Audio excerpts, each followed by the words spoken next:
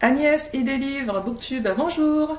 J'ai lu ce roman Avant les diamants de Dominique Maison, publié aux éditions de La Martinière en 2020. Le roman est du genre thriller. J'ai eu le grand honneur de rencontrer l'auteur. Je lui ai fait un petit coucou d'ailleurs s'il me regarde. Donc je l'ai rencontré lors de la dernière édition du festival de Polar, Toulouse Polar Sud, qui se tient à Toulouse au mois d'octobre. L'auteur a bien voulu, et je le remercie, de faire une petite dédicace toute sympa pour son roman. Je vous lis alors la dédicace, donc que voici. Pour Agnès, avec tous mes voeux de succès dans votre démarche, j'espère que cette plongée dans les coulisses de l'usine à rêve vous plaira. Bonne lecture, amicalement. Et c'est signé Dominique Maison. J'ai lu ce roman sur la recommandation de Gérard Collard. Gérard Collard est un libraire qui anime des chroniques littéraires, notamment sur France 5 et également sur Sud Radio. Sur Sud Radio, vous pouvez voir toutes les émissions retransmises sur youtube.fr. À propos de ce roman, Gérard Collard écrit « C'est un pur chef-d'œuvre, la révélation de la rentrée ». Ça, il le dit sur France 5. Et il en parle un peu plus longuement dans son émission sur Sud Radio. Il dit qu'il apprécie énormément ce roman. Il apprécie également la fin apocalyptique de ce roman. Je ne vous en dis pas plus.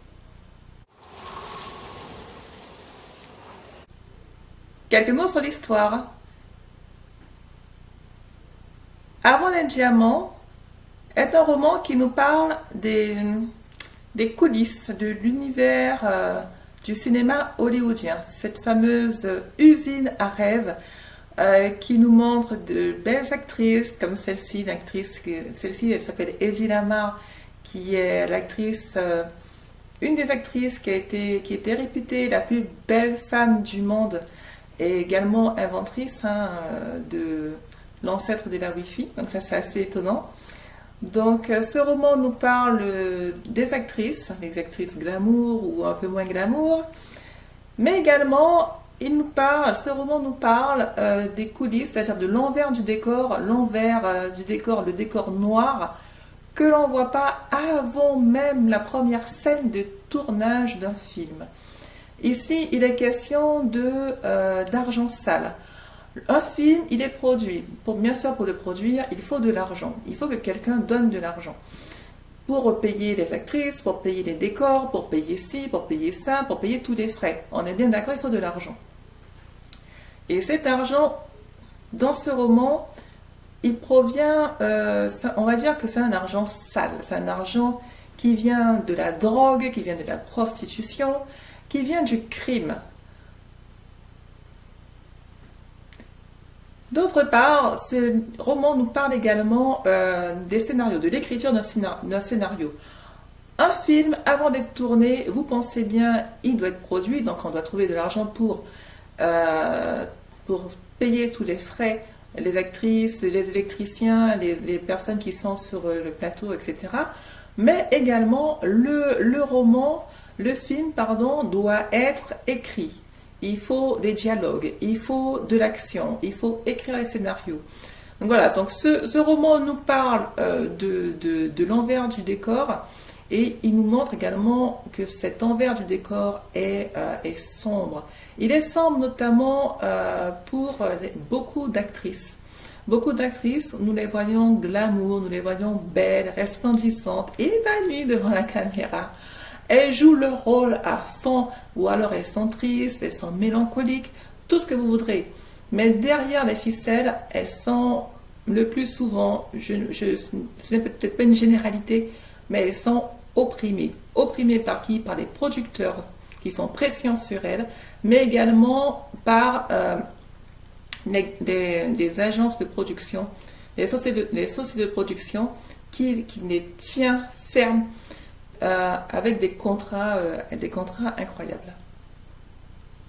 Dans ce roman, vous aurez la joie de découvrir l'envers du décor d'un tournage d'un film à Hollywood.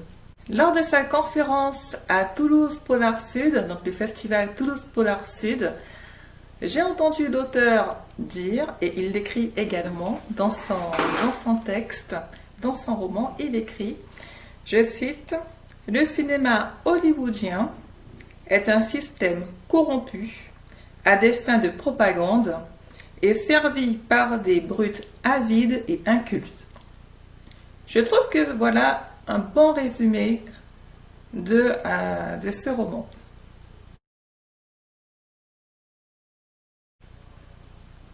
Quelques mots sur l'auteur. Alors ne m'en voulez pas, alors pour l'auteur, je vais consulter mes notes.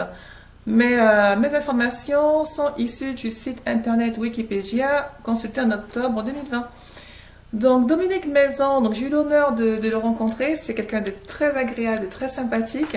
J'ai eu une conversation avec lui en toute simplicité. J'ai vraiment apprécié, ça m'a vraiment donné envie de venir à nouveau à un festival pour échanger quelques mots avec un auteur. J'espère qu'ils sont aussi sympas. Mais voilà, donc Dominique Maison, c'est quelqu'un de très très très agréable, de très sympathique. Je lui en fais encore un petit coucou. Donc sur Wikipédia, je vois que Dominique Maison est né en 1971. Donc c'est un auteur de polar plutôt genre thriller. Il est né en 1971, il a 49 ans. Il travaille dans le monde de l'édition. Il est romancier, traducteur. Il a reçu des distinctions fort intéressantes, notamment le Grand Prix du magazine VSD en 2011.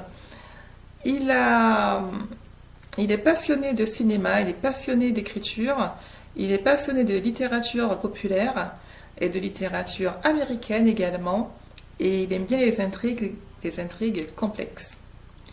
Alors par rapport au Grand Prix VSD, Grand Prix du magazine VSD du Polar, il a reçu en 2011 pour un roman intitulé Le Psychopompe.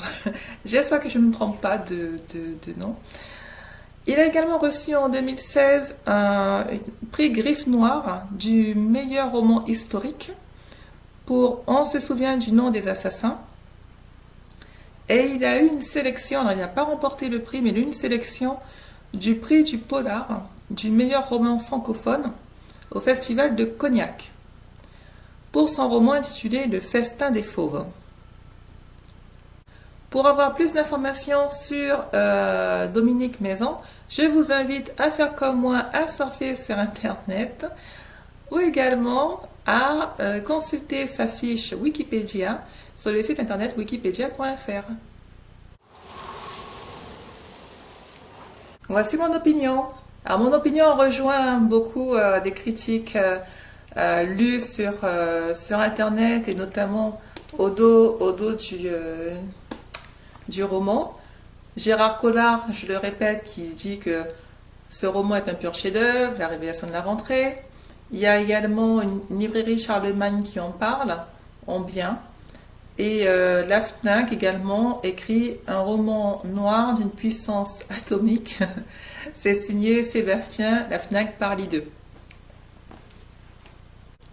Alors moi, je vais me permettre de développer un petit peu plus mon opinion. Alors mon opinion est bien sûr favorable. Hein. Ce roman est un chef-d'œuvre, c'est vrai. Pour moi, c'est vraiment un chef-d'œuvre. J'ai apprécié d'une part le genre thriller, qui façonne ce roman. J'ai apprécié la construction assez complexe des personnages. Le fameux producteur indépendant qui est sans scrupules et qui a des agissements vraiment sombres. Je ne dévoile pas plus, sinon ça serait vraiment dévoiler le roman. Qu'est-ce que j'ai aimé d'autre? Dans ce roman, les actrices hollywoodiennes ont une place vraiment centrale. On voit comment elles se débattent pour fuir à la soumission qui leur est imposée. Elles sont soumises aux producteurs, elles sont soumises aux sociétés de production avec des contrats incroyables qui les obligent à jouer de manière récurrente et le plus souvent sans argent dans des conditions abominables. On a vraiment dans ce roman le témoignage de certaines femmes qui ont le courage de vraiment de se révolter. Ce roman est presque annonciateur du mouvement MeToo qui sévit actuellement. Pour rappel, ce roman a été, l'histoire de ce roman se déroule en 1950, donc on est loin des années 2000-2020. Mais voilà, avec l'histoire qui se déroule dans ce roman, on est vraiment, on va dire, proche du mouvement MeToo. Presque ce roman nous explique pourquoi le mouvement MeToo il apparaît, pourquoi enfin actuellement les femmes se libèrent la parole, pourquoi les femmes dénoncent leurs bourreaux. Dans ce récit, on découvre les aberrations du système du cinéma hollywoodien, même si on s'en doute un petit peu, on ne sommes pas si naïfs que ça, mais franchement, il y a des aberrations incroyables. On voit le rôle des producteurs, on voit le rôle des scénaristes. Tout n'est pas très joli, tout n'est pas très glorieux. On oublie les paillettes, on oublie le glamour, on oublie les sourires. C'est un monde de requins.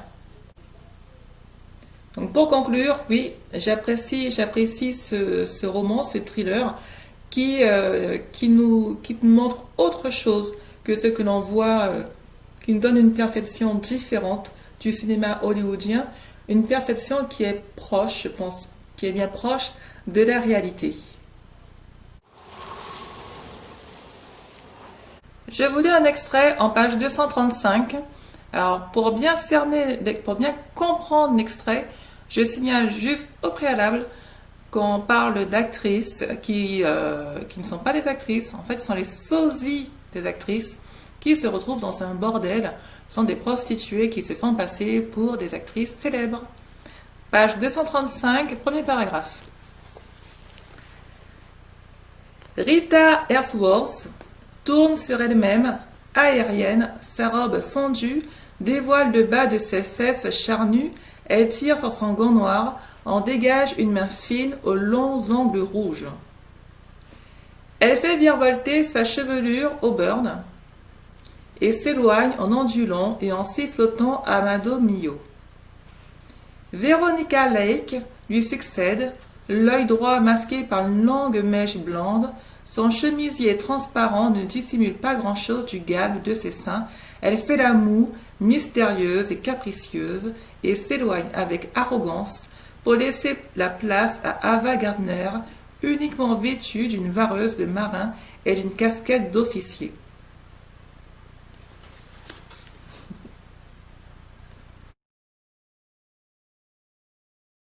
Agnès I des livres Booktube, c'est terminé pour aujourd'hui. J'espère que vous avez aimé cette vidéo consacrée à ce fabuleux roman intitulé Avant les diamants de Dominique Maison, édition de La Martinière, publié en 2020. Surtout n'hésitez pas à abonnez-vous à ma chaîne YouTube, c'est gratuit, c'est sans engagement. Laissez des commentaires, des likes. Merci à tous ceux qui me suivent depuis le début et entre-temps à cette fabuleuse aventure YouTube. J'espère pouvoir continuer malgré les conditions un peu particulières avec le Covid-19. Allez, pour le fun, une fois n'est pas coutume, je vais lire un dialogue que j'ai énormément apprécié dans ce roman Avant les diamants de Dominique Maison, histoire de faire un petit peu comme cette célèbre actrice magnifique, trop belle, elle est sublime, elle s'appelle Eddie Lamar. Elle est magnifique, vous pouvez la voir sur internet, notamment dans un film pseudo-érotique, pornographique peut-être, intitulé Extase ou L'Extase, où elle fait semblant d'avoir un orgasme féminin. Pour l'époque, en 1950, c'était assez osé. Donc Eddie Lamar, sublime actrice. Alors le dialogue, c'est ici, donc juste au tout début du roman. Que faisais-tu avant